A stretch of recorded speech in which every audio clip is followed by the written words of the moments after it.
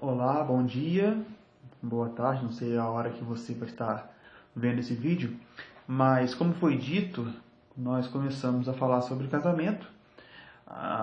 Na semana passada nós falamos sobre o casamento grego, na visão grega, e hoje nós vamos falar sobre casamento na visão romana. Bom, como todos já devem saber, assim como era no casamento grego, o casamento em Roma era escolhido pelos pais da noiva e do noivo. E a tradição romana, ela diz que o pai do noivo já pode escolher a noiva para o seu filho quando este completa 7 anos de idade. Com 7 anos, então, aquela criança já poderá ter a sua prometida. Bom, com 14 anos, o jovem ele já pode se casar. O homem já pode se casar com 14 anos. A moça com 12. Mas dificilmente um jovem, né, um homem, um romano se casa com 14 ou se casaria com 14, 15 anos. Dificilmente algum romano se casaria antes dos 30 anos, que já era mais fácil a gente ver uma jovem romana, né, se casando aos 13, 14, 15 anos. E era também muito comum de ver um romano com mais de 30 anos casar com uma moça de 15 anos, de 14 anos. Era muito comum. Nunca o contrário, nunca, mas sempre um homem com mais de 30 anos casando com uma moça de 13, 14, 15 anos. Bom, depois que os seus pais, né, já procuraram quem seria o noivo e a noiva, os pretendentes, né, o noivado acontecia da seguinte forma: o homem, né, levava uma aliança de ferro e colocava no dedo anelar da mão esquerda da noiva. Eles selavam ali aquele compromisso e depois de depois de alguns meses, até no máximo 2 anos, acontecia o casamento. Então, entre o noivado e o casamento, mais ou menos ali entre alguns meses, no máximo 2 anos. No noivado, o que acontecia?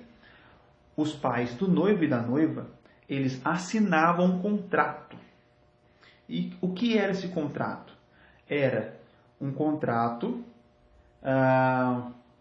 falando qual seria o montante que o pai da noiva daria ao noivo como dote. Então, esse contrato, que era assinado por ambos, né, afirmando e confirmando qual seria o montante total do dote, né, era assinado pelo pai da noiva, e esse dote poderia ser um valor em dinheiro, ou joias, ou bens, ou terrenos, enfim, mas tinha que ser de comum acordo entre os dois. Então, após a assinatura desse contrato, então o noivado era selado. De alguns meses, no máximo 2 anos depois, o casamento acontecia. E como era feito? Na casa da noiva, o noivo, né, e a noiva, eles davam as mãos, né, a mão direita, e a noiva dizia, eu até copiei aqui, porque é meio difícil de lembrar, a noiva dizia a seguinte frase: Ubi tu Gaius ego Gaia. Ubi tu Gaius ego Gaia. Que significa: o que te faz feliz me fará feliz também.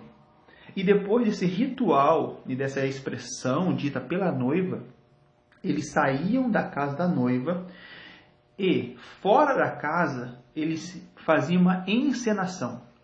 O noivo encenava que estava raptando a noiva, e a noiva fingia resistir a esse rapto correndo para os braços da mãe. E todos ali em volta, né, começavam a chorar. Claro, era apenas uma encenação. Começavam a chorar e o noivo saía vitorioso, conseguia raptar a noiva dos braços da noiva. Após esse rapto fictício, o noivo então seguia para sua casa e a noiva ia logo atrás com uma procissão. Ao chegar na sua casa, o noivo tomava a noiva nos braços para evitar que possivelmente a noiva tropeçasse ao entrar em casa. Porque na cultura romana, a noiva tropeçar ao entrar em casa, né, após o casamento, era algo negativo, não trazia boa sorte. Significava que o casamento não iria ser feliz, não ia para frente, ia acabar logo, etc. Então, para evitar que isso acontecesse, o noivo, então, o marido, toma a noiva nos braços e entra.